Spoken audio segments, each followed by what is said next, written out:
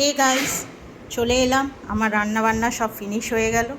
কি কি আজকে রান্নার মেনু হয়েছে, ব্রেকফাস্ট, ডিনার, সমস্ত কিছু বলবো।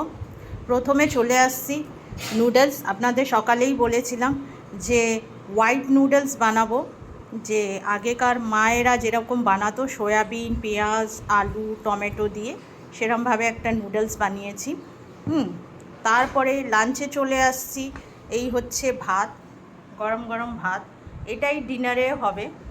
আর সেকেন্ড হচ্ছে এইখানে হচ্ছে টকের ডাল, দেখতেই পাচ্ছেন টকের ডাল পাতলা পাতলা। আর থার্ড হচ্ছে এইখানে পটল আলু পোস্ত দিয়ে ভাজা করেছি।